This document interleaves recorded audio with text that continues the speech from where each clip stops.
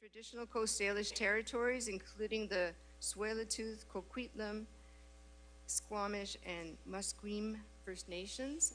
First of all, I'd like to introduce SFU President Andrew Petter.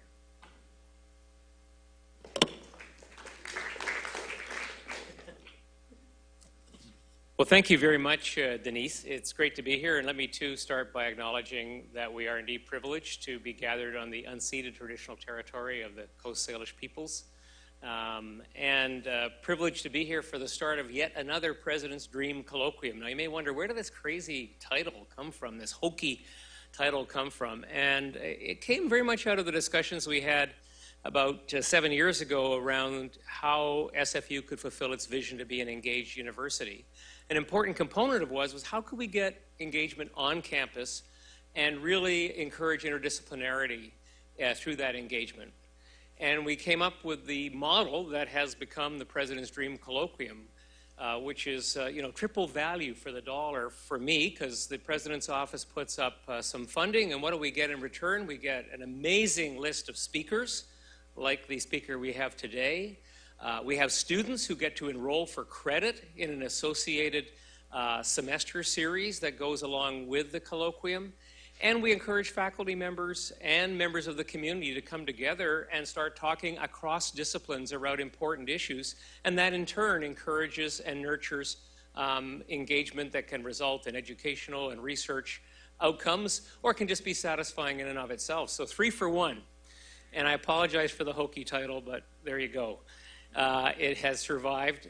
What's been really exciting is the kinds of topics that we've covered in recent years through the Dream Colloquium.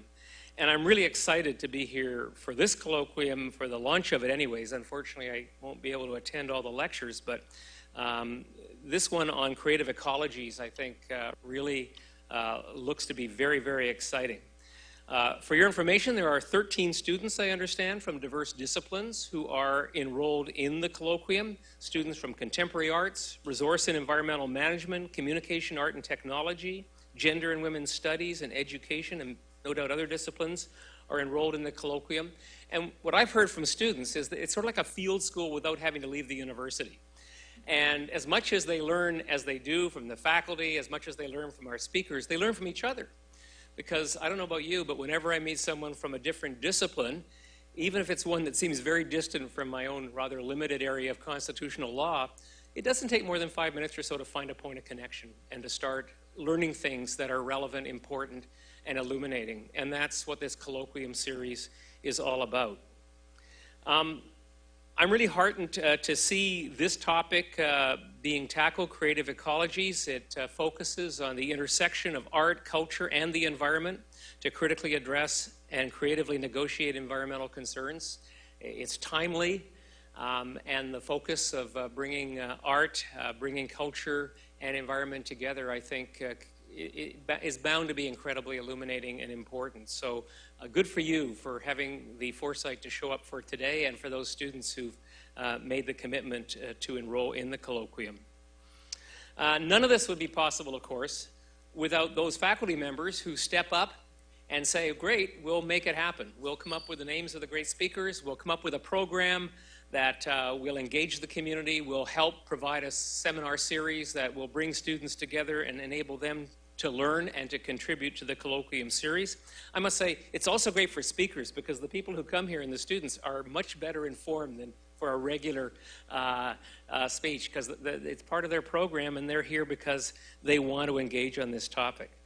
So I do want to acknowledge those who have helped to launch this colloquium series and will be there to see it through the next series of fabulous lectures. They include our colloquium chair, Denise Alexichuk, from SFU's Faculty of Communication, Art, and Technology, Zoe Druick from the School of Communication, who also happens to be the Associate Dean of Graduate Studies, Michelle Levy from the Department of English, Geraldine Pratt, Professor of Geography in the University of British Columbia.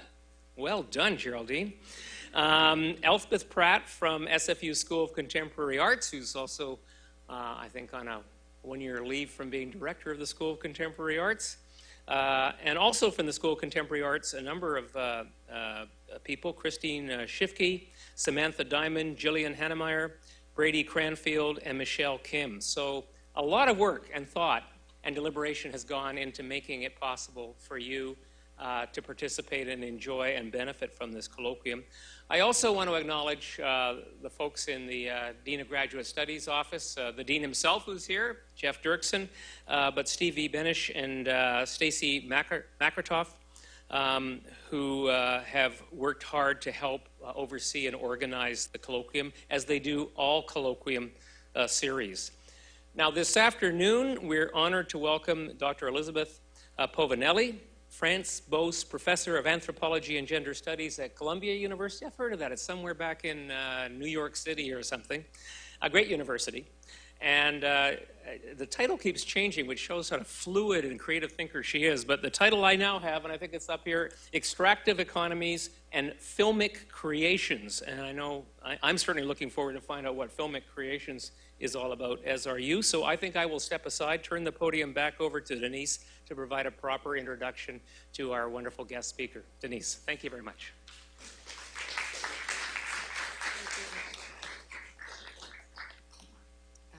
So welcome again.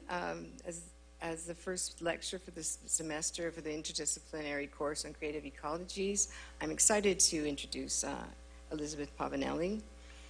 As the world's youth is telling us, it's not too late to face the problem of climate change and environmental devastation. And by creating new theories, practices, and descriptions that define and imagine new modes of existence, I think that her work is doing just that. And Elizabeth Povinelli holds the faculty position of the Frans Boas Professor of Anthropology and Gender Studies at Columbia University, as President Petter just mentioned. She's a prolific scholar and filmmaker and an excellent administrator. She was the chair of her department from 2011 to 2017. She's the author of several highly influential books, including Geontologies, a Requiem for Late Liberalism, Economies of Abandonment, Social Belonging and Endurance in Late Liberalism, Empire of Love, Toward a Theory of Intimacy, Genealogy and Carnality, The Cunning of Recognition, Indigenous Alterities, and the Making of Australian Multiculturalism.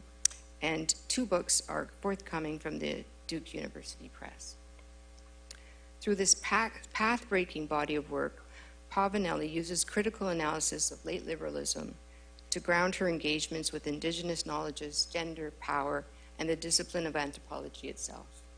She encourages us not only to think complexly about diverse phenomena, but to put this knowledge into practice. Elizabeth Povinelli creates new conceptual and analytical tools for understanding the world in which we find ourselves, most notably geontologies, which is a concept that has transcended her own discipline and has been taken up by geographers, historians, and sociologists. Defined as a theory of power that subtends and critiques the limits of Foucault's theory of biopolitics, geontopower offers a more capacious understanding of how power severs the connectivity of life and non-life in late settler liberalism. Povinelli is co-founder of the Karrabing Film Corporation.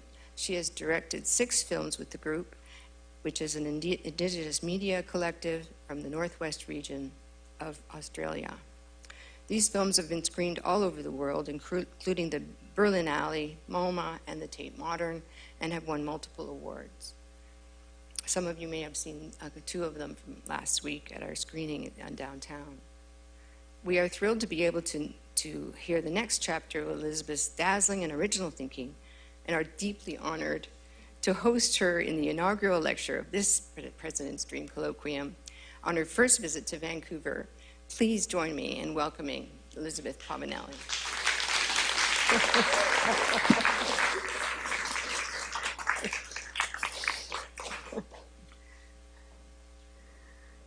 Thank you, and thank you for having the vision and the money to make such important conversations happen. I mean, it's when you look at the list of speakers who are coming over the course of the semester, it's super impressive, and I wish I actually could be here rather just hear myself talk, to actually listen to what other people are thinking. So bravo, bravo, and bravo. Are you the class? Is this the class down here? Bravo. I'm going to talk through my presentation. So there's prose here, but I'm going to try not just read so that you stay awake. So I'm just going to begin. And indeed, the title of my presentation today is Extractive Economies and Creative Filmmaking, or Filmic Creations. So let me start. It'll probably, hopefully, I'll try and do this 50 minutes, just so we know where we are. Okay, cool. One of my favorite parts of Mermaids, or Aiden in Wonderland, which was screened downtown, has to do with a scene that lies at the beginning of the second chapter of Mermaids. That is the making of the scene. And the making went like this. I was charged by Kieran, who's the young boy being taken by the mermaids to the mud place, by his mother to bring him from Yuen, which is a little community in the top end, back to Darwin so he could go to school. It was Sunday. My sister Diane, who is not a member of Kata Being, but is a member of the broader family, wanted to catch a ride too. So we all piled into my truck, and we were heading from Yuen around the peninsula to Darwin. When we ran into another group of the family who were coming up from a region where we go fishing and camping and poaching, quite frankly, cows. And I asked one of my sons, "Where's your mother?" And he replied, "Oh, she's on the other side of this big fire. You can't get through the road. There's a huge fire." I said, we'll be fine. Of course, Kieran didn't want to go to school, so he's like, "We have to turn around." I said, "No, we'll just go through the fire." Now, something to know, that with climate change and the introduction of new kind of grasses in the north, the fires, which were endemic and indeed used widely by indigenous groups as a form of keeping in place the ecology of the place, now rage at a much hotter level. So there's a kind of grass called gamba grass, and when it burns slower and more intensely than the native grasses. So these fires get quite huge. But now we'll get through the fire. We're not afraid of the fire. As we were approaching this fire, it is, if you saw the film, it is as big as you see in the film. And it was wide. So it was between both sides of the road and wide. And as we were going up, Kieran said to me, "Nana, the fire." And I said, "Yeah, wow, that gamba grass is bad." He said, "No, no, no. Not the fire, the film." "Ah, right, the film," I say. We jump out. Diane, the sister, who's not in Kata Being, says, "You can't go, you can't shoot here, we're all gonna die." We'll be right. Kieran and I run out. I have my iPhone, which is over there. And he says, okay, so this is part where Nana Posey, his other grandmother, is taking me to the mud place. Okay, yeah, so we start fighting. Now, it is a huge fire, and the oxygen, there's not much oxygen in this thing. And he says, but we don't have Nana Posey. And I said, "That's all right, we'll edit it in afterwards." So go, Kieran. And he actually, he gives the lines. What caused this fire? Fracking, he asks. And then he asks Posey, who's the mermaid, what was it like before white men? And Posey gives the line. Later, when we say, you have to record some lines, how you're going to answer Kieran. What did Kieran ask? What was the world like before white people? And Posey said, "I don't know, I wasn't there." And we were all like, "Well, what would you say?" And she gives these remarkable lines. "Before white people, the world was all right. There was plenty of food. Mermaids lay on the beach under the moon. But now there's no food, and mermaids can't live in the moonlight anymore. Note, none of this was scripted beforehand. And of course, you and we see the images and mediations after the clips that were recorded not only on my iPhone, but through a Filmic app, and a sound system that's added to those films, are then edited into a film that we watch in theaters, we watch on our iPhones, we watch in film festivals. You see, primarily, the representation of a representation, whereas most Kata Being see that, but mainly see and remember the making of it. The pulling out of the world as it is ongoing, a story about the world. This dynamic between making and representation is, of course, one element of an ongoing practice and struggle to decolonize art in museums. So let me just quickly mention 3 activities that have been going on to decolonize art in museums, with the ultimate end of moving into what Kata Being is and seeks to do. What is the purpose of Kata Being in the shadow of extractive capitalism, extractive colonial capitalism? Okay, well, one of this dynamic between making and representing in the practice of trying to decolonize art in museums has to do with how representing colonized people, and you should know all this, I just want to get us all on the same page, okay? So I'm not going to say anything surprising yet. Good. If I say anything surprising, you let me know. Okay. So one element that we all know is the struggle that moved the representation of colonized people in art or in museums or in galleries, usually it was museums, from simply presenting us with interesting cultic objects through the aestheticization of those objects vis-a-vis the modernist appropriation of them, to see that appropriation as design theft. Right? So the representation of these as aren't these curios of a cultic mind, primitive mentality, to, wow, isn't it so interesting that our artists got modernism from them, to, you guys stole our bloody designs, right? So that's one element. And there's tons of work on this. We can go to almost whomever, and it's very powerful, that movement. Now, this is related to a second element of the attempt to decolonize art and indigenous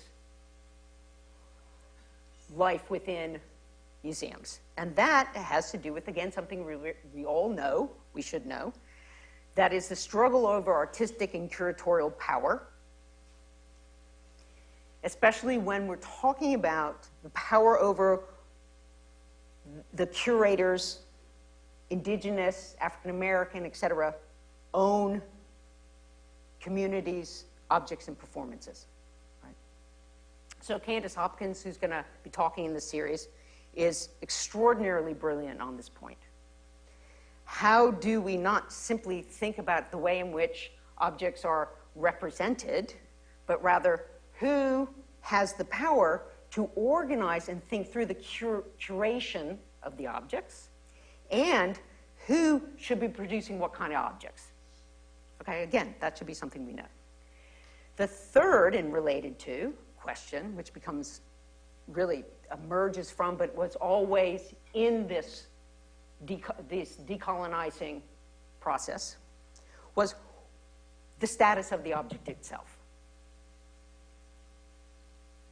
Whether the object was an object at all, and who had made it an object as such, and under what kind of systems of power did they make the object as such. There's a great story in the New Yorker like I think not this one, the one before, by Louise Erdrich, who's a brilliant Native American writer, called The Stone. Right? And here she outlines a very different kind of analysis of the relationship between a stone and a woman who has a relationship to that stone. Okay? So a very different understanding of the analytics of how various kinds of things are related to each other and come to be related. Heather Atone, a indigenous curator, has emphasized the fact that one of the problems, central problems that remains unmoved yet, is the very nature of an object in relation to the museums. That is, what are the processes by something becomes a thing, circulates, treated as a thing, when it was never like that in the relations that that thing had to a community, right? Is it an object that we can stare at, or is that in relation to a world that includes land, people, and et cetera? We see this playing out, and we've seen it play out, and again, we should know this. We've seen it play out in the struggle around repatriation.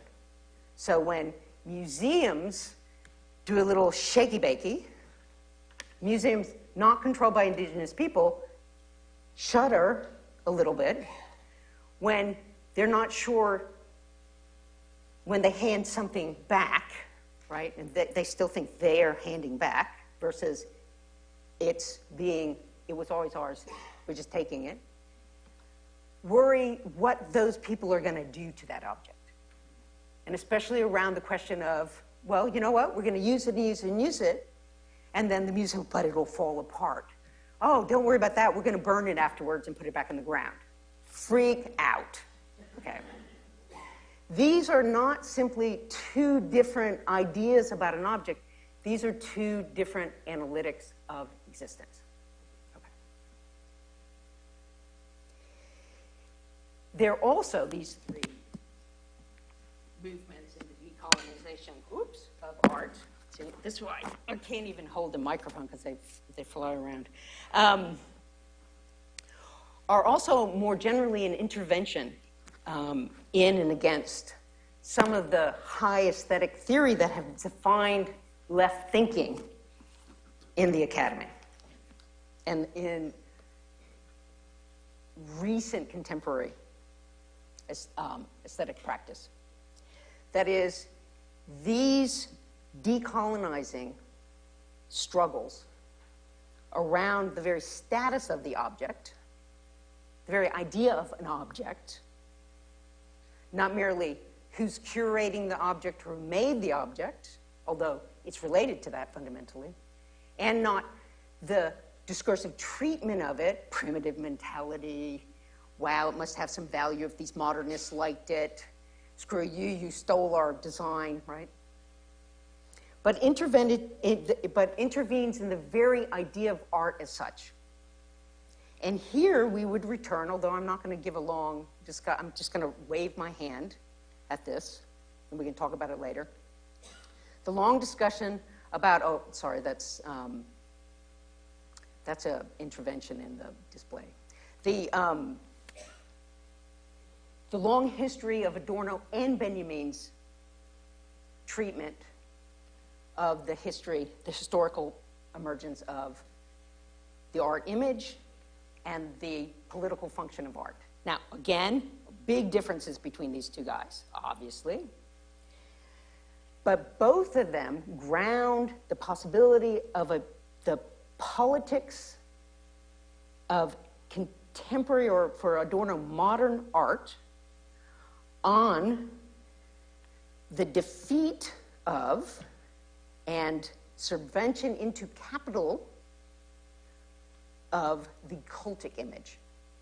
First was a cultic image, or the cultic treatment of the image, which could be, on or carving, in which it was wrongly imagined that the treatment of that object image had an effect on, quote, the real world.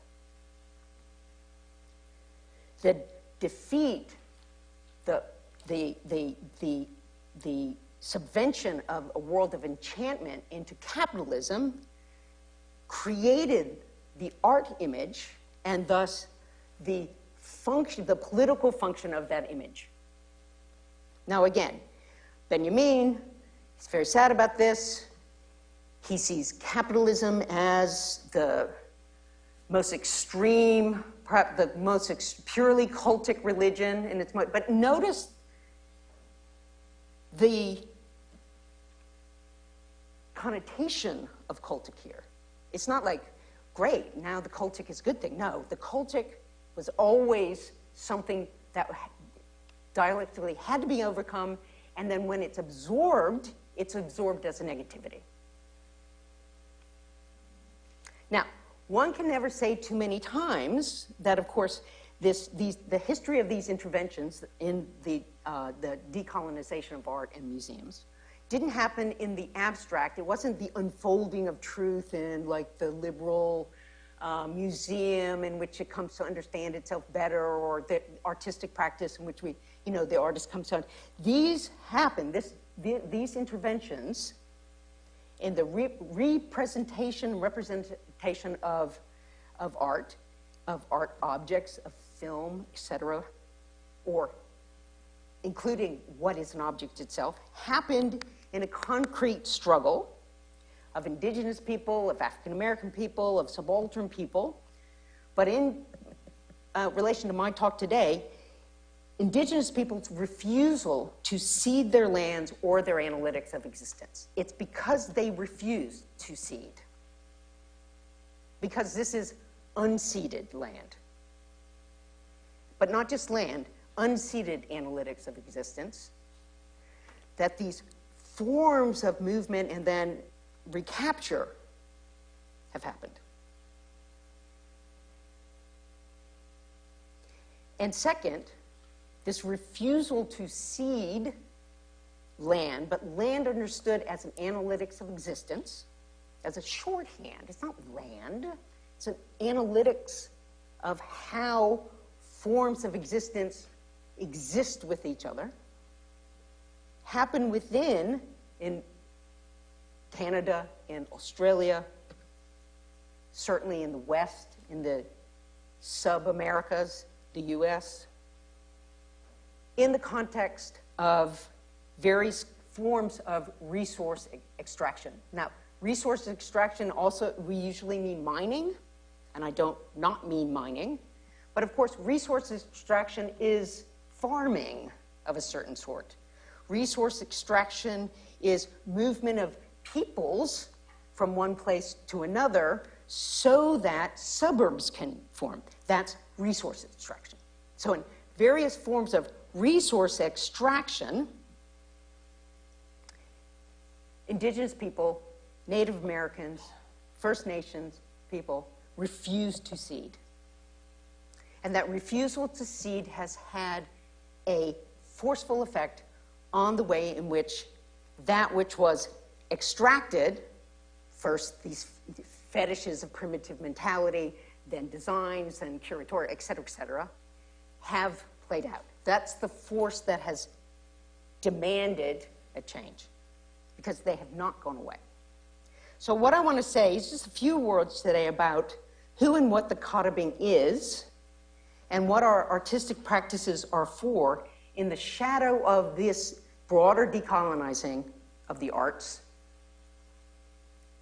and in the shadow of extractive economies. So let's just start with who are the Kata Being, what are the conditions of emergence? Oh, you have to do it quick. See up there, Charles Point? Sorry, here, we can do it again. See up there, Port Darwin? I might just stop. I might have to go back. Good. See there? Can you see that at all?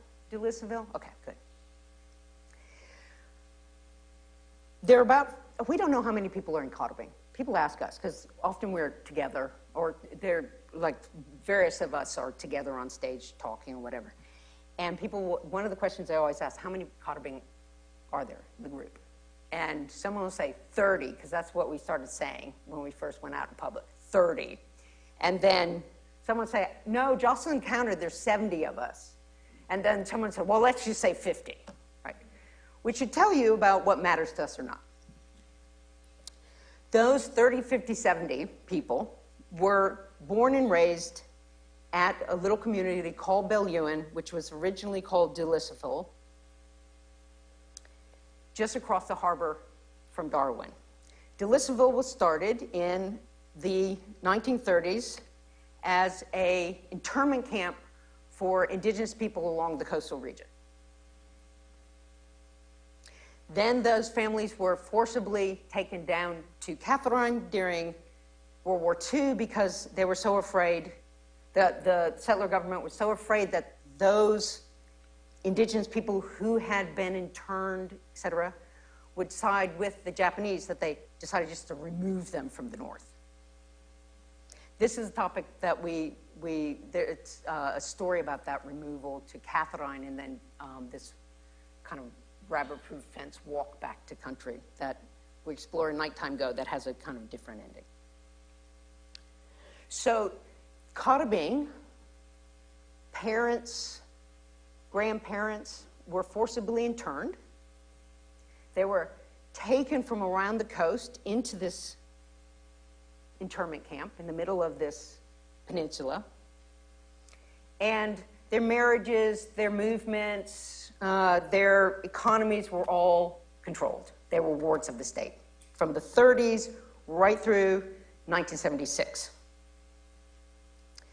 Those parents and grandparents who were in these internment camps at Refusal used their analytics of existence to actually create both a new kind of community from the dispersed clans and languages of people who were interned there, and also reorganized what now everybody in Kata Being says we should all just say totemic landscape. And in particular, if you saw mermaids, they did through where those mermaids, that pond in which the mermaids live. So if you saw the film, there's a part where Trevor tells a story about a guy who captured a mermaid from this pond, and this is a true story, we all know this, captured this mermaid, but then he went drinking. He left the mermaid there? I don't know what this guy was thinking. Anyways, we all knew this guy. So he captured the mermaid. He said, now, mermaid, just stay here. I'm going to go get some booze. He went away, and when he came back, the mermaid was gone. Of course the mermaid was gone. What mermaid is going to hang around for that? So the mermaid went back, but the function of the mermaids in these water holes is they take kids to the island, and they birth kids. So they use this totemic water hole to anchor themselves in this land that they had been dispossessed. So they reformed dispossession into possession.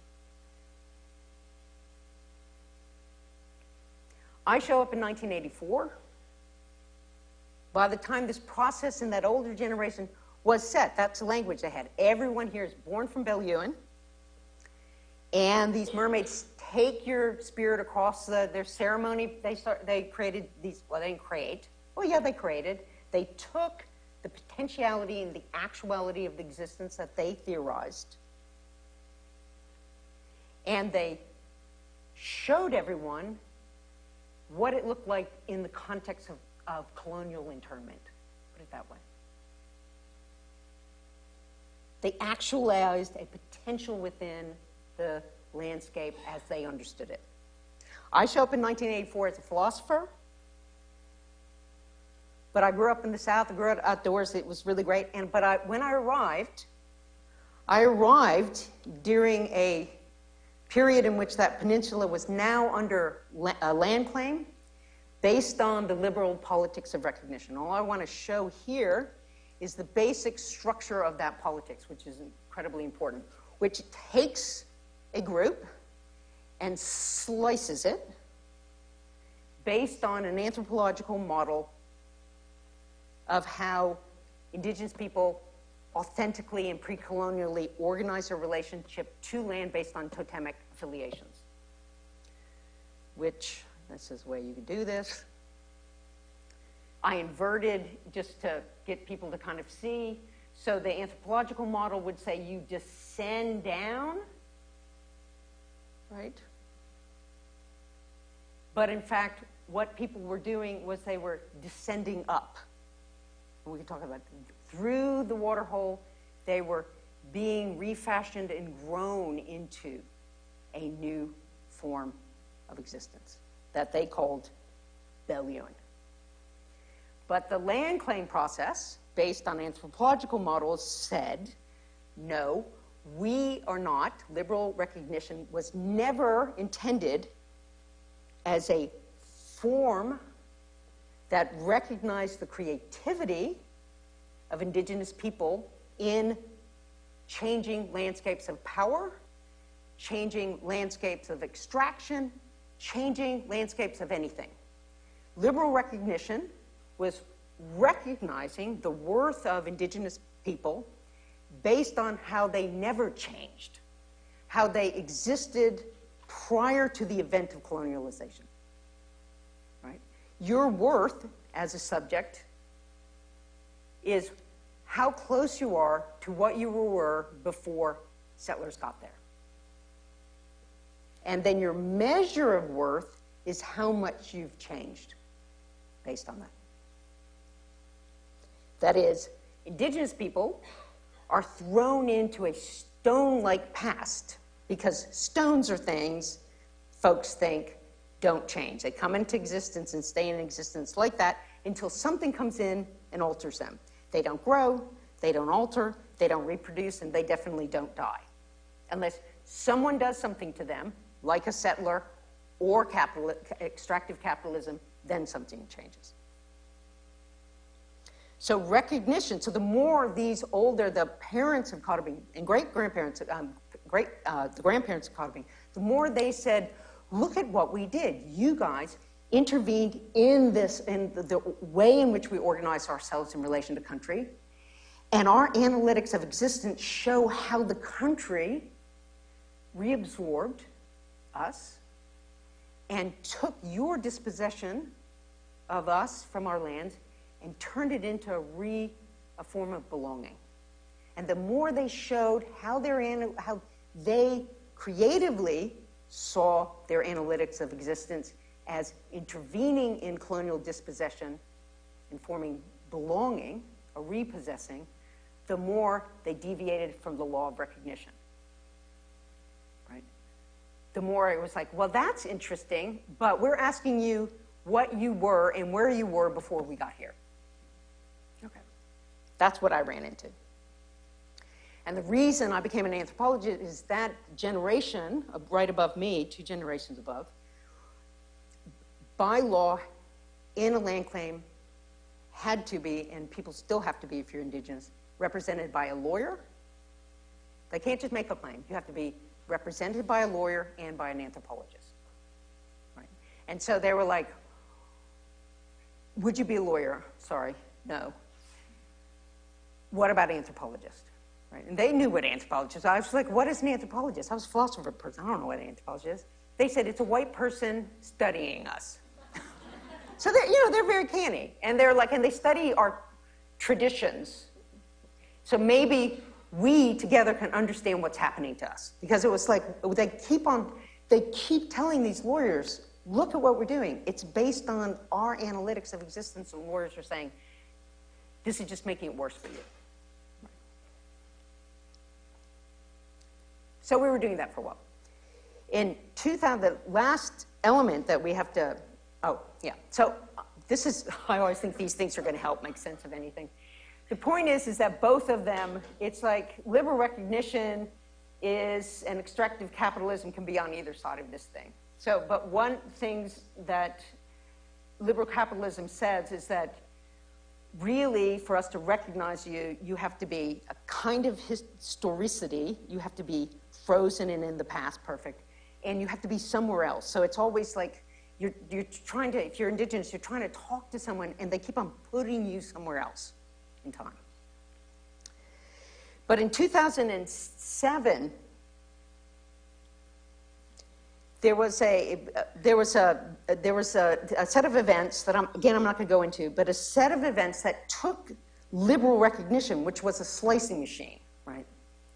You guys belong here, and you guys belong here, and you guys belong here, and took country and carved it up into proper sovereign states based on descent and totem. And that kept on running. But in 2007, the federal government used a sex panic. It was a report that came out in the Northern Territory that said, by the state government, that said, it was about children in remote indigenous communities. And it said, in the worst instances, there's child sex abuse. It didn't say how much. It didn't say who was doing it, which was often settlers. It didn't say compared to how often white people abuse children. It didn't say anything. It just had that line. And the federal government, which was very conservative, used it to create a sex panic, which was amazing because people just, oh my God, we thought we were supporting indigenous people and their culture, and it ends up they're raping their children. That was just like a sex panic, like a classic sex panic. The federal government used this to roll back land rights, roll back liberal recognition, forms of recognition, even though it was doing this job of slicing anyways,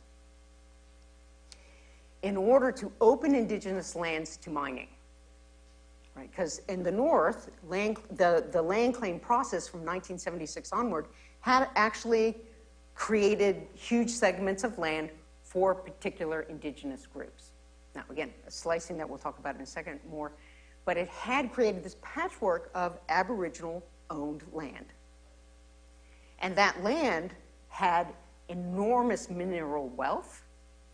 And so the federal government in 2007 used the sex panic to say, we need to roll back land rights, allow the police and army in here, mandatory health checks, and pull indigenous people out of the museum, which land rights had placed them in by demanding that their worth to the nation was in relation to how they maintained a pre-colonial existence.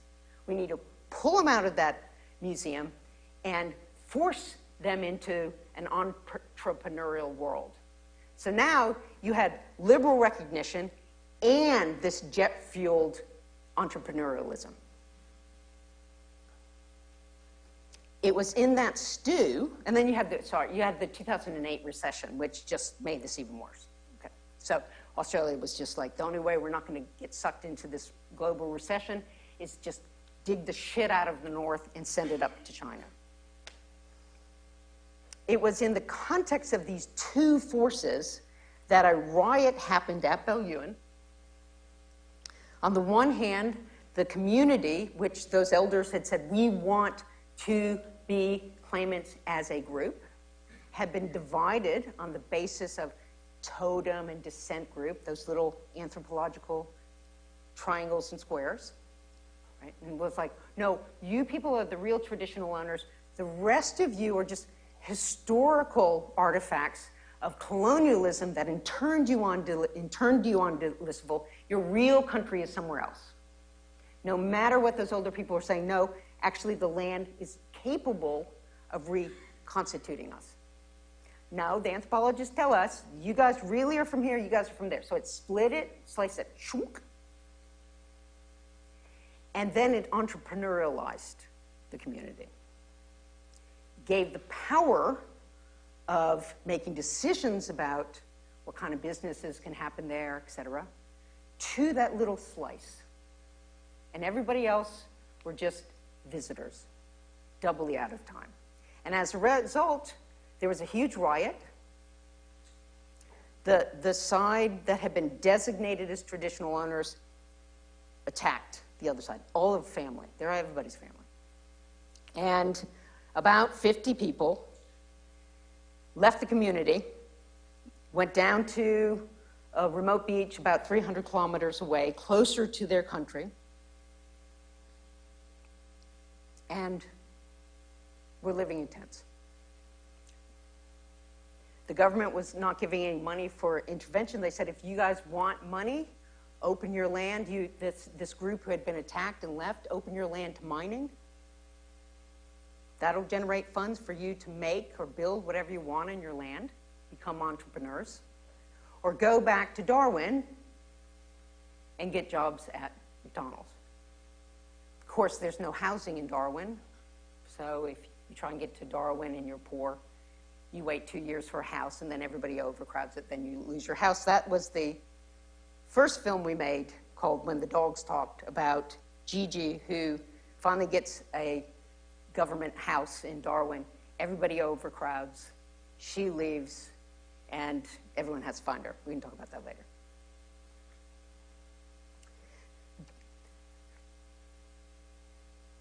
Kata Being began in this context. People homeless living in tents on the edge of two worlds, two entwined worlds, wondering how they keep themselves together and keep the form of existence that they were given in an actual world.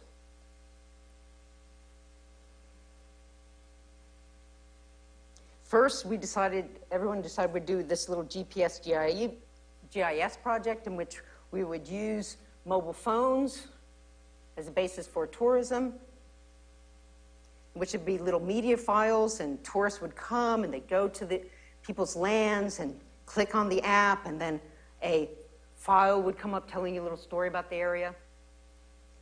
And this would be a way of generating money and producing a green economy rather than a mining economy on their land. So the pressure to open your land, no, we'll counterpoint by creating a media project vis-a-vis GPS, GIS-based alternative reality.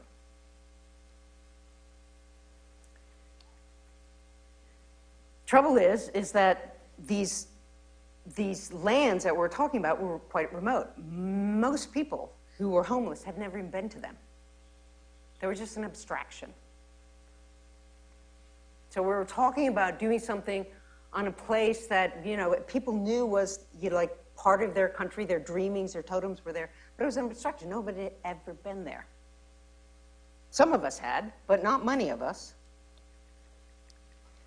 On the other hand, the young people, we thought, they'd be into this cell phone thing and we'd keep them from just falling off the edge of the earth, because there's a lot of drug use, etc. But they just weren't interested. It was like it was just a drag. We don't want to make GPS, GIS, anything.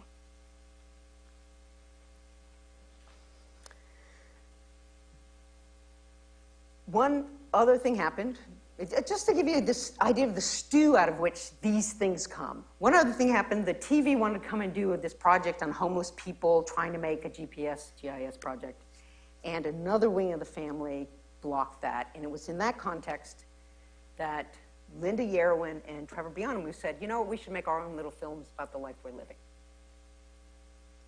That is, let's do it ourselves. What should we be? What should we be?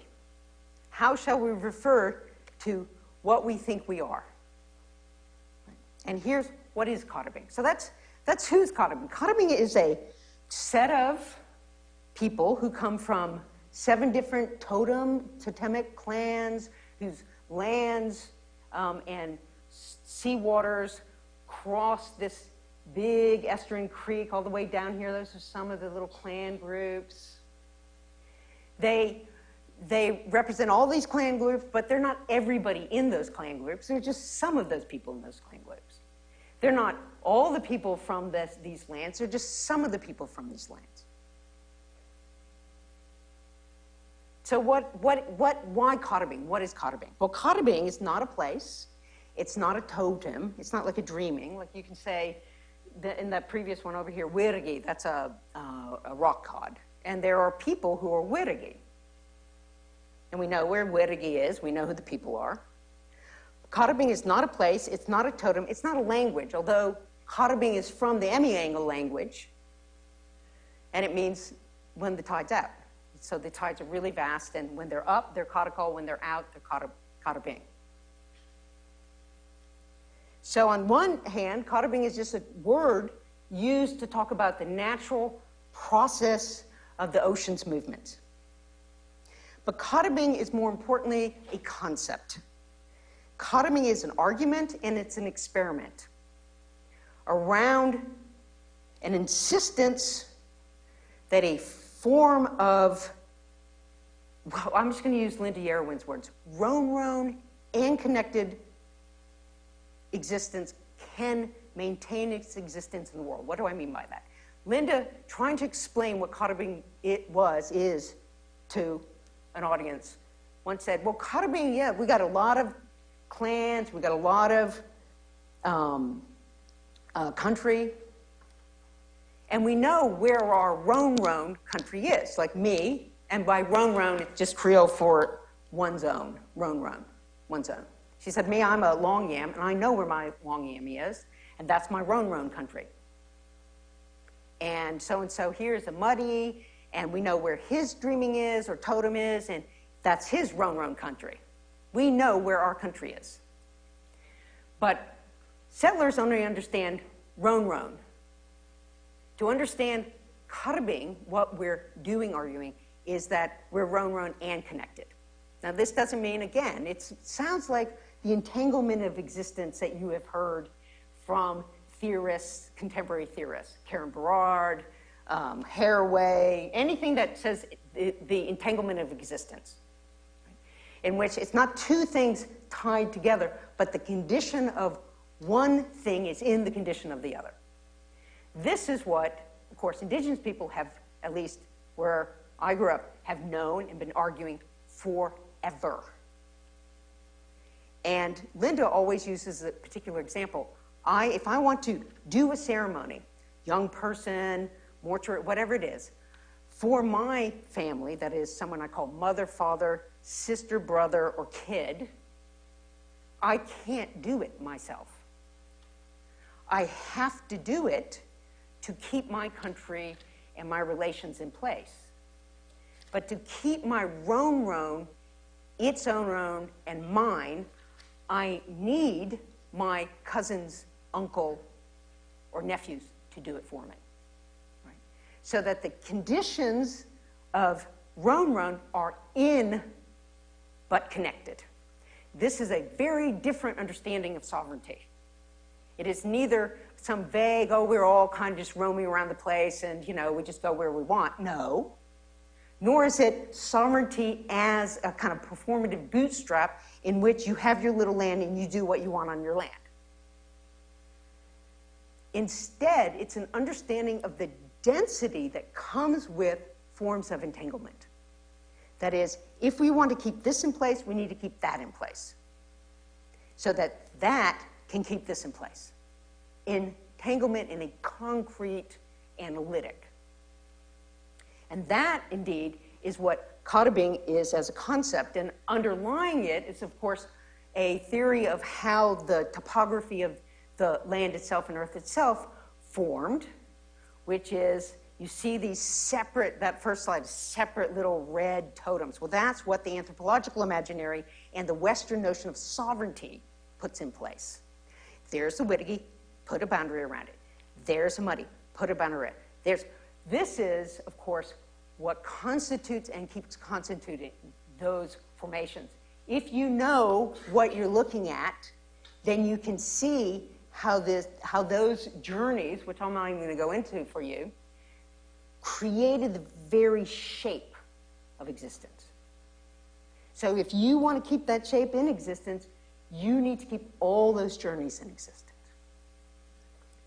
And not only the land, but as Rex Edmonds says, who's another, like a senior person in Kata Being, if we want to keep each other in place, that is this network of separate totems, separate languages that are saying that we cannot be separate if we're not originally keeping our connections in place, our original entanglement. And as Rex says, the whole function of liberal land recognition is to sever that. And by severing it, creating, in his words, a little bit of country for this one, a little bit of country for that one, a little bit of country for that one, so that extractive capitalism can come in, negotiate with that little bit of thing, right? and then put the two places in conflict. Because of course, in extractive capitalism, they're always in conflict. You go fracking, nano, what from? Fracking, you frack, it goes over there. And who do you fight? The fracking companies know each other. Because you allowed them fracking in your land, it's in mine, right? That's what he sees, Rex Edmonds, as the real function of recognition. Not that he thought settler colonialism before recognition was so good, right? It's just a different way of exterminating a form of existence that Linda Yuen calls roan and connected. Thus, Kata Being is a concept and an experiment of trying to actualize and thicken an analytics of existence under constant assault. With part of the assault being the way in which the state and public seduces you into a particular form, seduces you into being a, say, traditional owner of an anthropological point of view. But Kata Being's experiment is how to thicken and extend this analytics that was passed down to one generation into the next. That is, Kata Being is an attempt to represent and habituate people and landscapes, including, of course, kids. Probably primarily kids. That is, we want to make, Kata Being wants to make, and so far I've not even talked about films, but Kata Being wants to make all of us unable, absolutely unable, to see and treat these lands in the way that liberal law sees and treats these lands, whether of the early genocidal sense or of the contemporary recognition sense. That is, you cannot see yourself as a traditional owner in the liberal form. You always hear roan as originally connected. And it's not something we're trying to get in people's heads. Well, sure, and maybe in the first instance, but not really in the first instance either, but in people's bodies.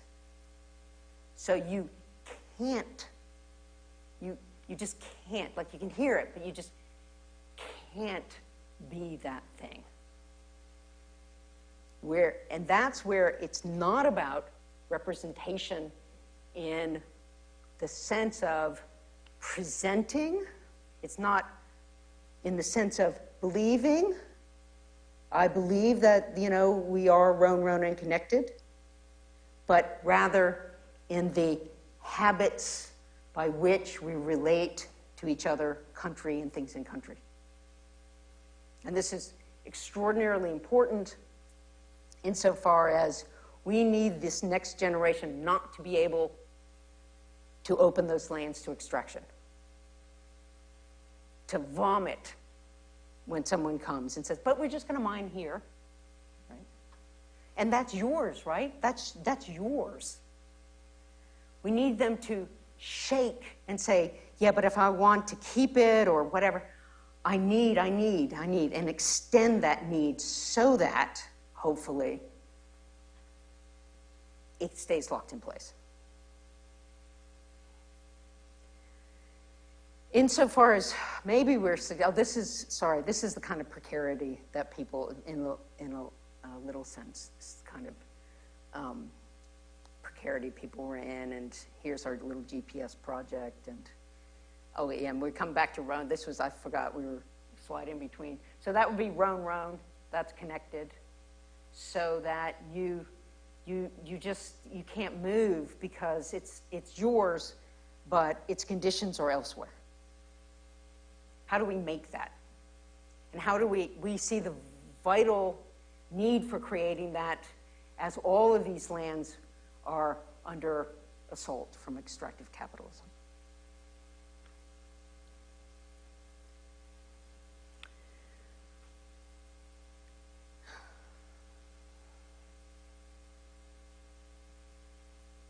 I'll just let that go as those are some things we do. The other thing we're trying to do, which then we can turn to these filmic creations or creative ecologies, is to remember that everyone in Kata Being is also, not only, if we think about art or we think about what's in the museum or what's shown in galleries, et cetera, not only are we saying who's representing it, how is it being represented, not only what do we even think an object is, whether it's a land or a thing, like where is its condition of existence?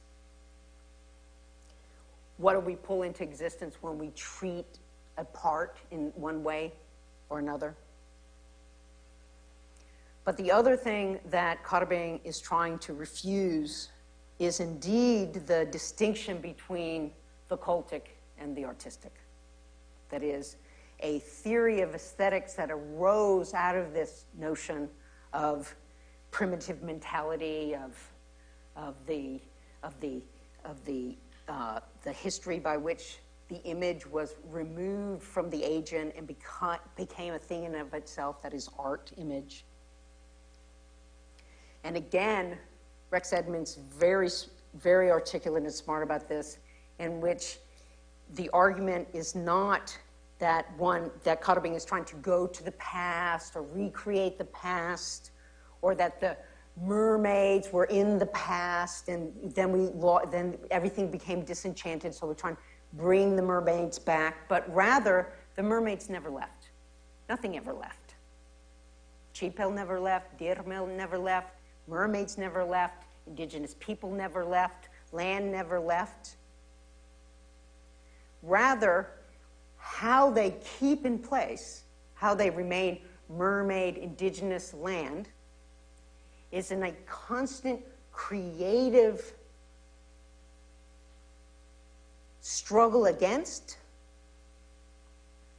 how each of them is being assaulted by the actual conditions of extractive economies, of ongoing colonial dispossession. So in the mermaids, there were mermaids, there are mermaids, there will be mermaids. But what the mermaids are doing is in the actual world in which all of us live. What those places that you see there are doing are in the world in which we all actually live. The world is not separated on time, enchantment, disenchantment. The world is the ongoing struggle of various people in this entanglement to keep in place or change the place of existence. Thus, what is art for the Kata Being? If Kata Being emerged out of these processes of both dispossession of land, the transformation of that into forms of belonging, the dispossession of those forms of belonging that went from Bellew and the Dillisville to Bellew and to Kata Being, continual tactics of remaining in place as these forces of colonialism keep on disturbing that place, keeping in place an analytics of existence as these are continually disturbed. What's the point of, what role does art play here? What is art? And now, what you just saw, we make films, but we also make installations. We have this thing we make when we're in a gallery, or sometimes, gallery usually, but museums, in which we have corrugated iron that who's ever there working on the installation, we grab spray paint, and whoever's there spray paints, we call them graffiti dreamings or graffiti totems, and spray paints the corrugated iron with the graffitiized names of everyone's dreaming. And originally, The younger people would just paint the name anywhere until over time, all the names are in order.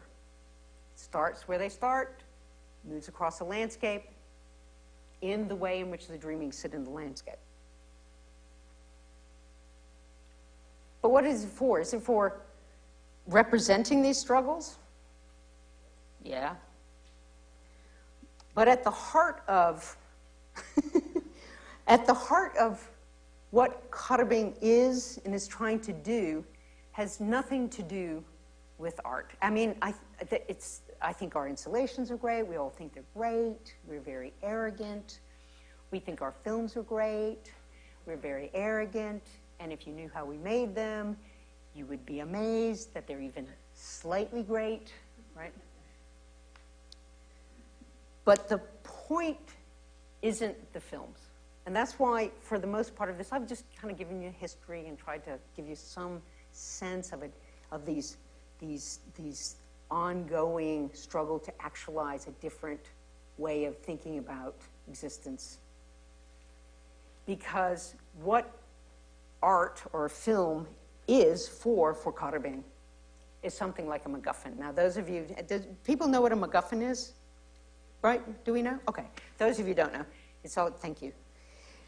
A MacGuffin is a term that Hitchcock's screenwriter came up with, like Alfred, yeah.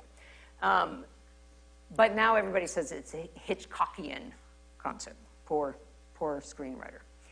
And the idea is that plot in film is organized by what they call the MacGuffin, which is the thing that no one cares about, but in chasing it, the actors reveal who they are, right? So, you know, chasing the old falcon, you just think, oh, this is actually a good guy. Well, that was the bad guy. Oh, this is a very complex figure, right? The world is revealed as people chase this object, but the point isn't the object. The point is the revelation of the world.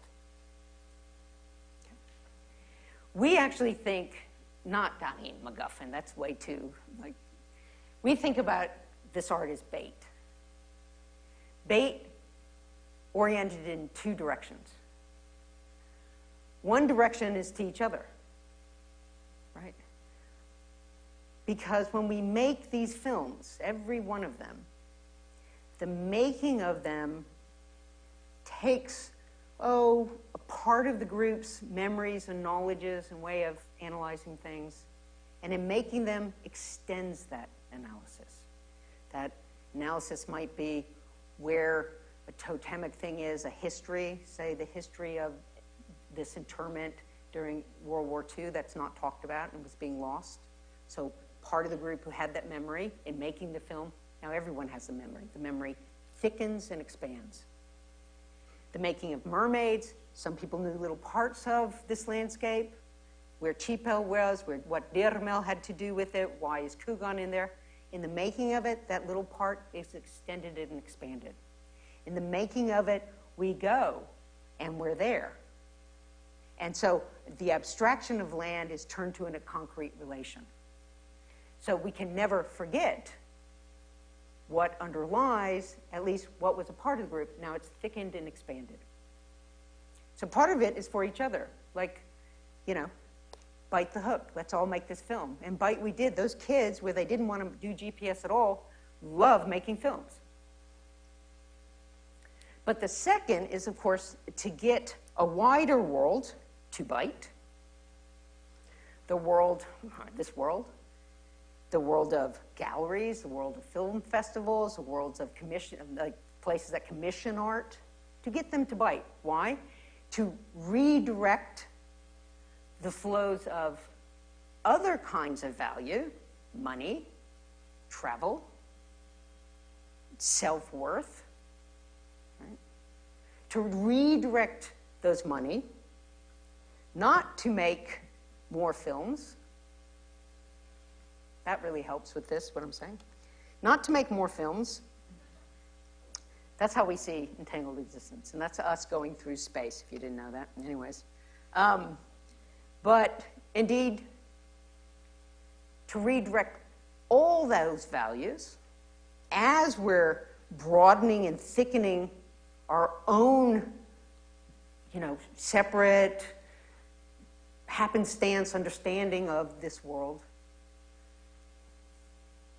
to redirect those resources to make a deeper, ever deeper relation to country.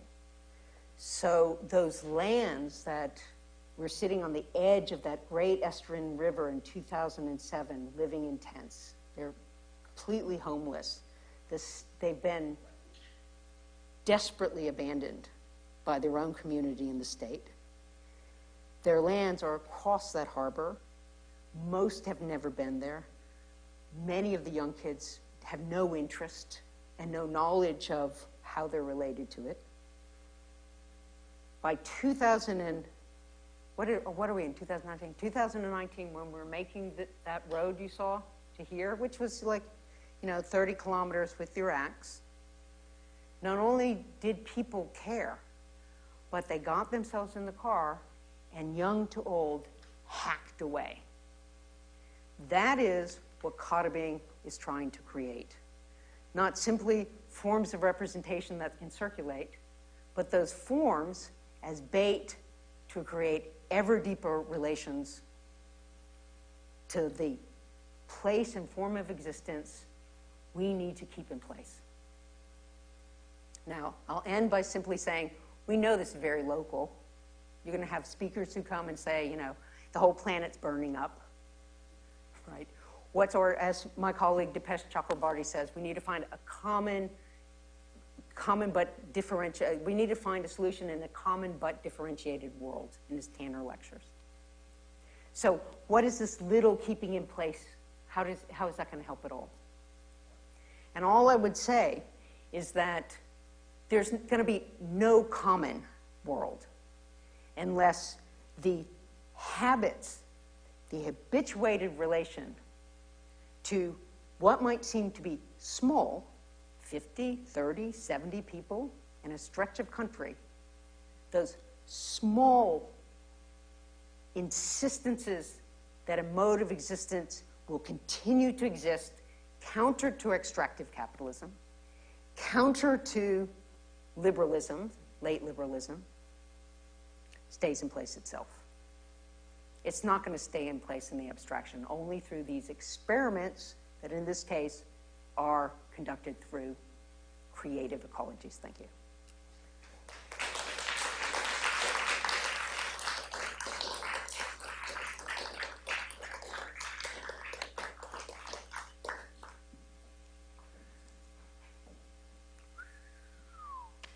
Any kind of question will do.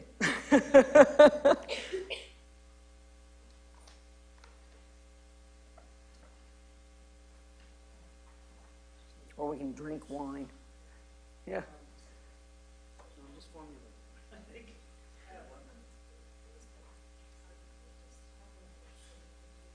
Yes. Were you supposed to do it before? Yeah, no, that's fine. Go. Yeah. That would be great.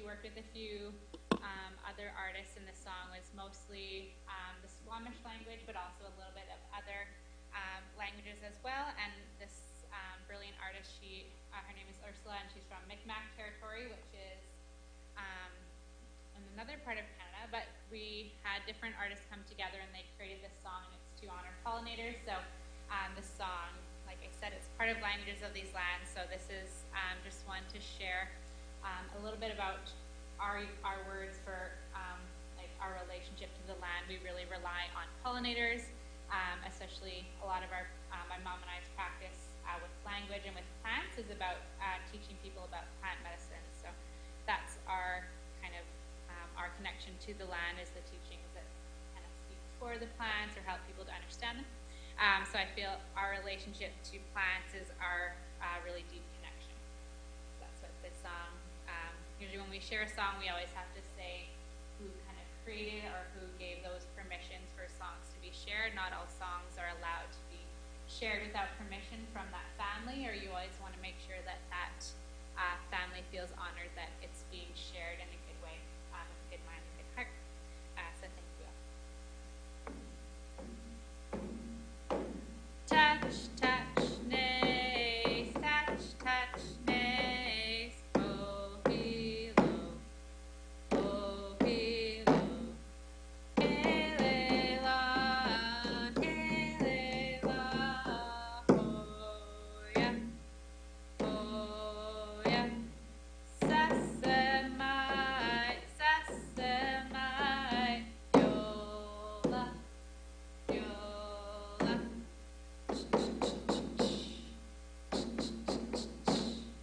Touch, touch, nays, touch, touch, nays, oh, hilo, kelela, kelela, oh, yeah, oh, yeah.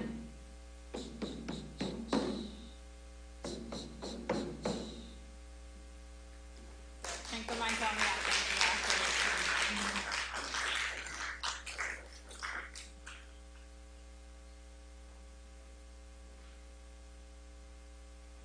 Should we?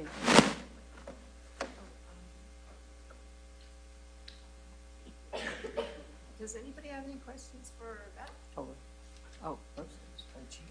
Oh, gee. Thank you. And thank you for sharing the song too. That was beautiful. So we in this class are facing some challenges with resource extraction too.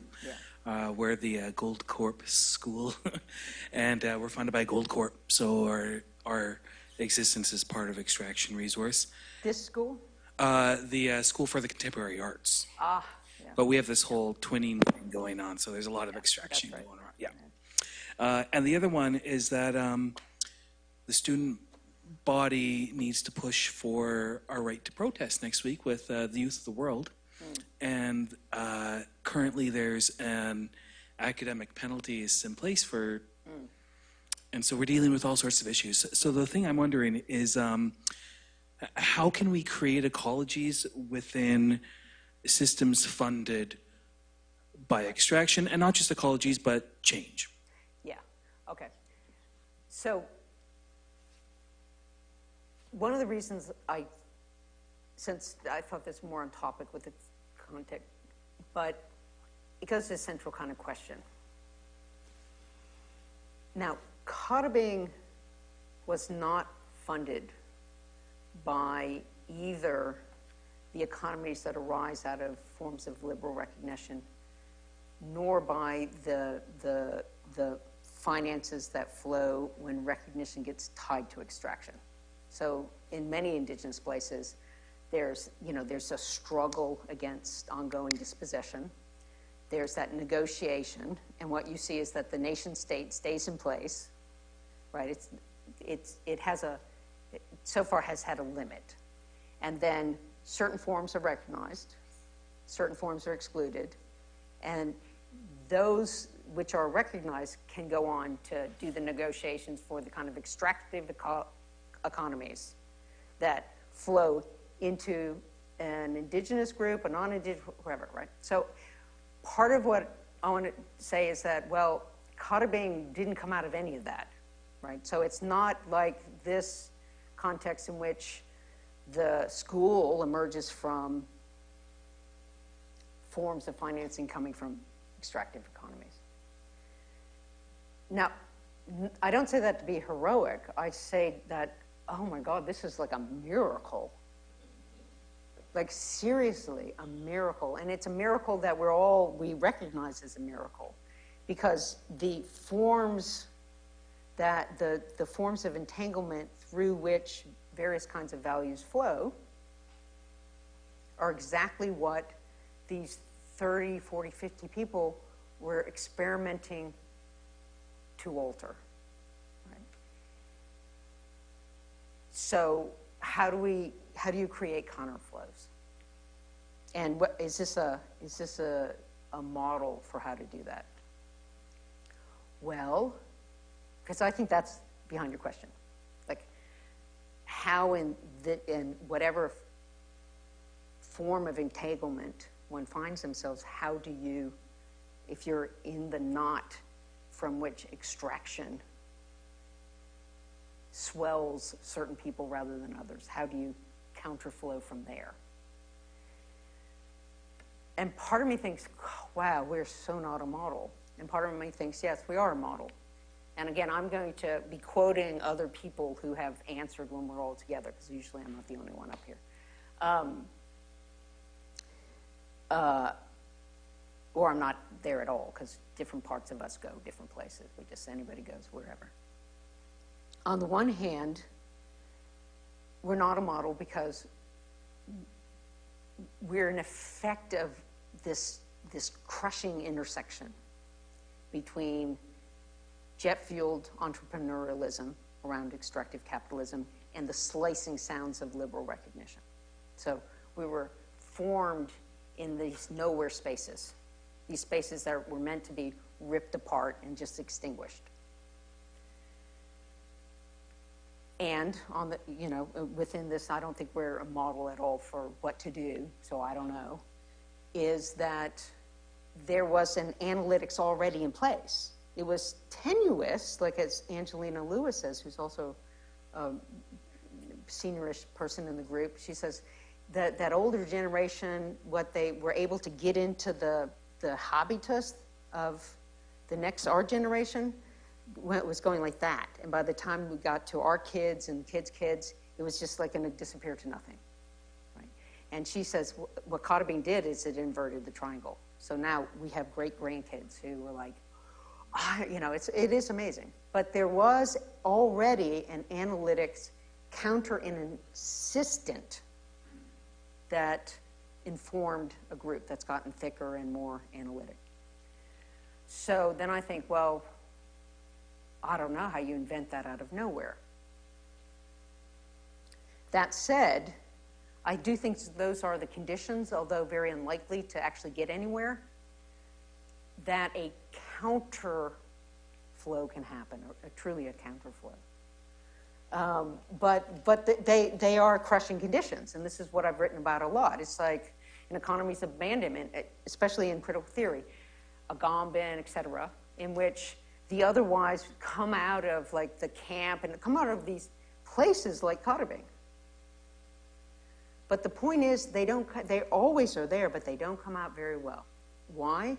Because the conditions of you refusing, what is the university saying? If you go, you So if you go to the climate strike protest, Yeah. You are still liable for academic penalty if Yeah, that's right. And you are, right? And that's the hard nut. You are liable. Kata Being was liable. And again, this is like, wow, this is a great example. But it's like a miracle right here, and who knows what will happen. So we're keeping all this analytic in place. Meanwhile, there's an enormous amount of climate change happening. There's toxicity everywhere. There's a constant pressure of the security state, and by what I mean is simply that the crush of policing that is impoverishing because the police survey and impose fines and et cetera. So, how many people are willing to suffer academic fines? How many, and again, this is not like how many of you are willing to do this. No, it's a question for us is how do we fashion a habit of relationship so that you can't help but take the fines? That is, this is where I do think we're a model. Not in the concrete, this is what you should do, but this is where you need to point your effort. First, you have to create a habit. You know, this is where I'm, like, you can really see me coming in a purse. You need to get belief out of the head and into the body so that when you go to do something, you can't do it. That's what we're trying to do, right? And so whatever it is, the direction has to be somehow creating a space in which you are regimenting and habituating each other. You're giving yourself unfreedom in a particular direction. So work against freedom. But that doesn't mean work for fascism and whatever else the bad things are that the people who say freedom is everything. No, work against freedom to create and keep in place a world that can't allow mining, that can't allow climate change. How do you do that? I just give an example of how we do it. I don't know. We always say, wherever you are, thicken up that between each other. That's the only answer. Hopefully I'm clear enough, because I have a little bit of migraine. That's the answer. It's not going to happen in your head. It's not going to happen with a set of protocols. Here are the propositions. If you obey the propositions, you will have a better planet. No, it happens because we're not able to do it. Younger generations have to sort out their garbage. Well, you know, we know what happens with garbage. It's just like dumped on Arctic lands, it shunted over to China, and China's got enough power now to say, we don't want your bloody garbage, and it shunts it back. But that very habit of like going like that, well, that was a start, right? And now we kind of, like when I do that, I think, wait, is this going to the Arctic, right? What happens to the hand? Right? That's where you have to start. Sorry, yeah.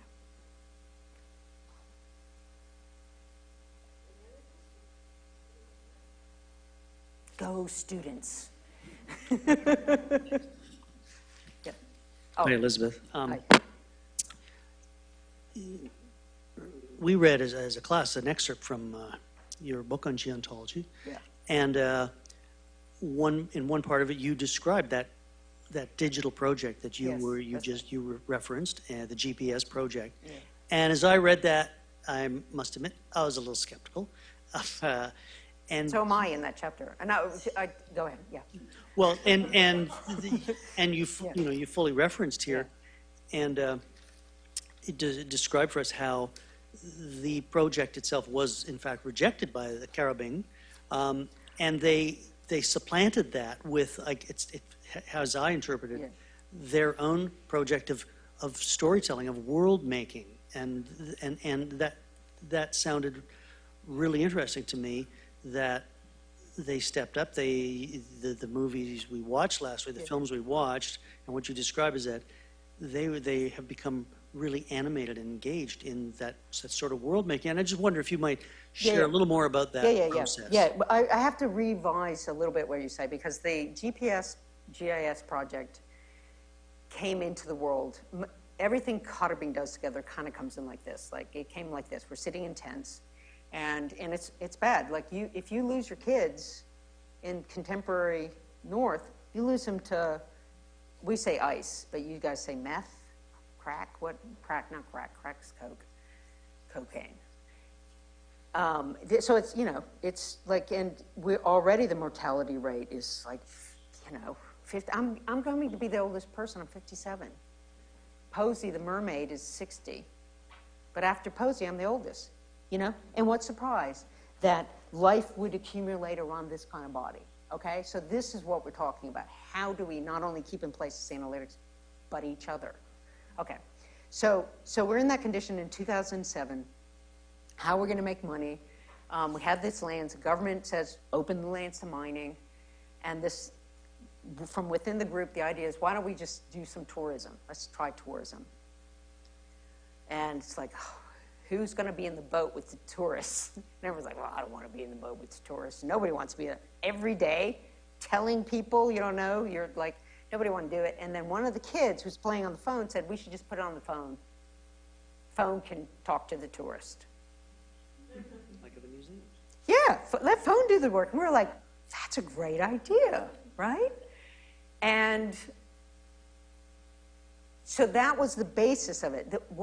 But you're exactly, so it's not like the GPI was imposed. No, it came out of. And it's like, okay, how would we do that? And then we started trying to figure out how we did it, how we could do it.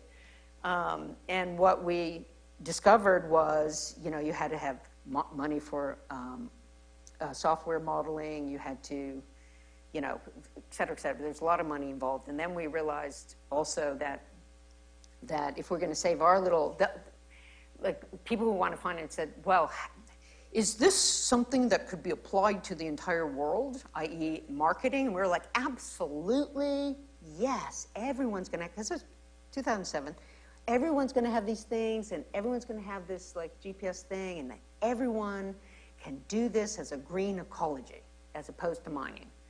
And at some point, I forget who said it, they were like, yeah, someone else can dig up their lands for all these funds. Yeah, don't worry, we know that. So to keep this place in a green economy, we had to offload the toxic extraction to another place. All right. But honestly, that isn't what just kind of kaputted the project. What kaputted the project was, it was just like, I don't know, it just didn't catch. It wasn't bait. The bait was not good.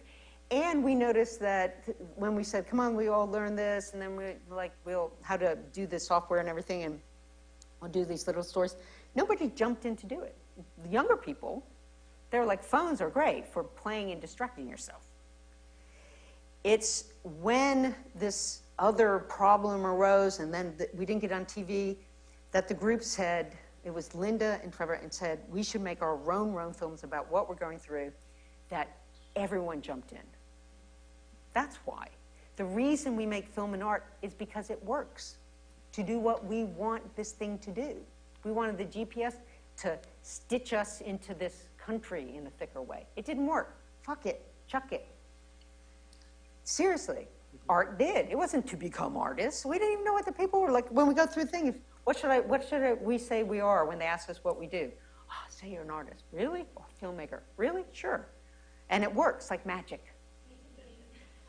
Right? It is representing, it is representation, and hopefully you can see also is that they're very like, hi, here's our story. Now, we also know a lot of this, you don't know what you're looking at or hearing, right? And we're not saying, ha, you don't know, but we are saying we're not a translation machine either, right? This is, and we can talk about this, it's not a translation machine. And it's important because as we're making these films, and as everyone in Kata Being really wants to make the films, what we're swallowing is that we learn what all of this means. Like some of us know little pieces of like how it fits, then everybody knows what the pieces are. And then when we watch it, the little kids go like, why is Aiden making that noise? And then the older people say, because blah, blah. And it's like, oh, right, that's why blah, blah, yeah. So it's the constant reenactment, reactivation of what it is we want to be keeping in the world. That's why we do it. Now, it's also fun, but it's also a pain in the ass, like seriously. Also, because if you knew how we made them, you would see sometimes, but it's also fun. But we ask, what is it doing? What is it making? And the GPS wasn't making anything other than hooking us into the military global GPS network. Now, as for that, although I'm skeptical, and you heard it, it's like, oh my God, and keeping this little place green, got to dig up everything else, especially for rare earth lithium. It's being pulled up all over the Northern Territory, and there's a lot of lithium in their lands. But something that will never happen, but the logical endpoint of this kind of formation, not representation, art is formative, is that the place they went to get mining for the parts that would give us the funds to do ours, to protect ours, those people would say, no, we're going to have a GPS and GIS project to keep our land. And then they'd go another one, no, we're going to have it. So the whole thing would be jammed. There'd be no GPS, GIS projects anywhere because everyone would refuse to do it because they were trying to protect it. Now, that kind of jamming or stuckedness of particular knots in this entanglement, like, you know, how many would you need to get? But start with one. So does that help? And really you see what the films are trying to do. I mean, I could have shown you a clip in which we are all bushwhacking through this remote country, which is, you know, it sounds in the abstract of, that's fun. No, it's not fun. A chunk of my finger is missing. And cars, it's just like we almost burn ourselves alive. It's just the usual Kata Being craziness. But that takes real, that's effort, that's focus, that's attention, that's willing to get in a truck, right? And being willing to, like, we might get burnt up alive. Who cares? We're going to go. We're going to make the road. We're going to see sun dreaming. That matters more is where Kata Being art is. Okay. Yeah, I just would sense that there's more vitality in an act like that than in sitting at a desktop computer and yeah, we were so never going to do that ever. But that's right. I mean, and if we had done that, and we were thinking that the interface in the GPS and GIS project would be both. It would be designed so that the kids, we always blame the kids, but each other too. The more you went to country, in the chapter it talks about this, the more you went, the more you would be given, right? And they'd have one for the indigenous side and one for the tourist side. But we also realized that, of course, it takes a lot of money to get these countries, so the people who would actually get deeper would be the tourists. And this thing that we're looking through remained an abstraction. It's like, I remember the first time we bushwhacked in, we got to, some of us had been across the harbor and gotten there on boats, but it's like a concussion to get there, like truly. And so this way is long, but like you drive and we were able to see and get to other places we'd never been. And we were all standing there and it was like, oh my God, this is an amazing country. Well, that is not an abstraction. We can talk about semiotic mediation. I can talk to you forever. Don't start me. But in the sense of suddenly people ran back and said, oh my God, right? A map is a place. Yeah.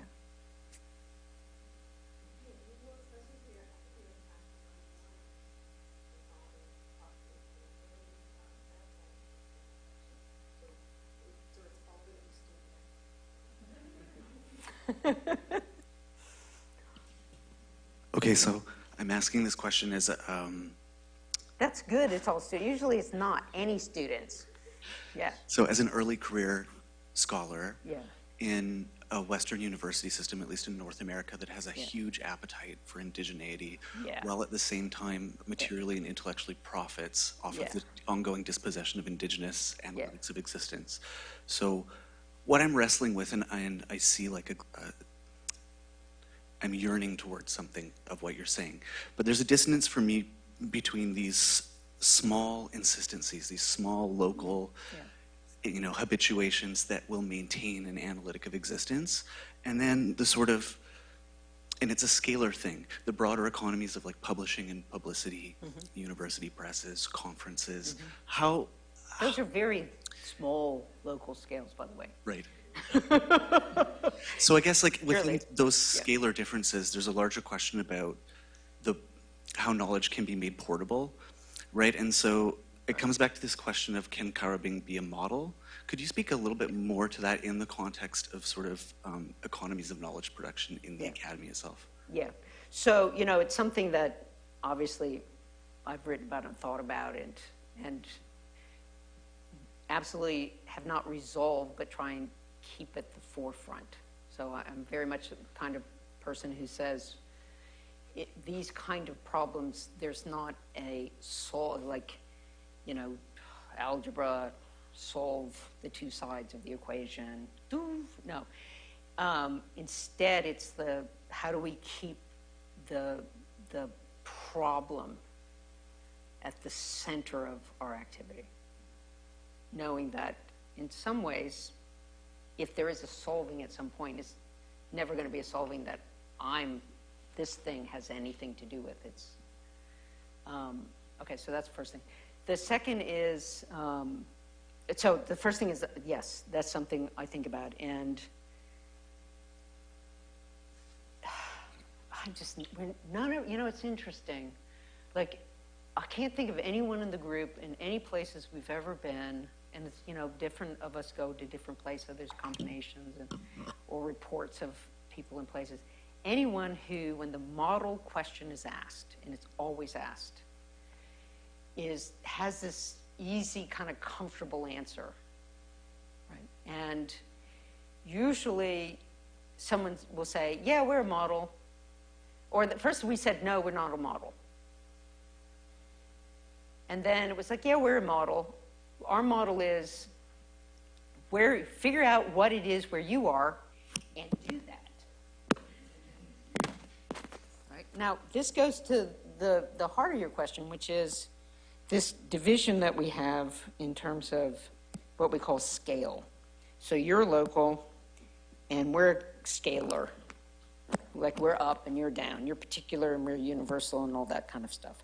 Oh, my goodness, and you are just annoying. Oh, I see. I don't have my glasses on, so I really can't see it all. But that's not how you can think if you actually think like that. Okay? I think that's time. I think this is one model I was like in time or something. But where's the scalar in there? The scalar simply means what parts of these knottings have more force to affect and avoid being affected by those other knots. Now, but that's not scale. That's a force of determination, okay?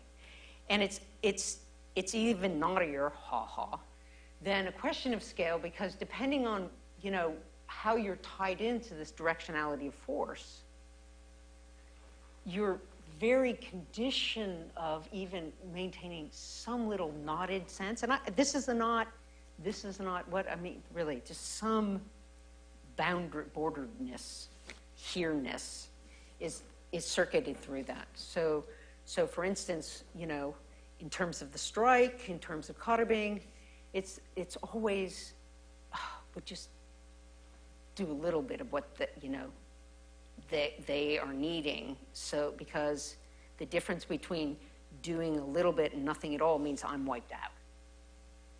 That's what we mean, okay? So, but it's not scalar. So what's the model? What's the answer that I would give you from myself as an academic, as a, you know, much older academic, I suppose, and Karrabing as a togetherness that's been going on for like a long time, 35 years, I guess, is that as much as possible, you understand what your purpose is, and your purpose is to redirect those forces. Now, for me, in my writing, my redirection is, my writing is not about my colleagues. I became an anthropologist. They need an anthropologist, and so we worked together trying to understand what the hell was happening here.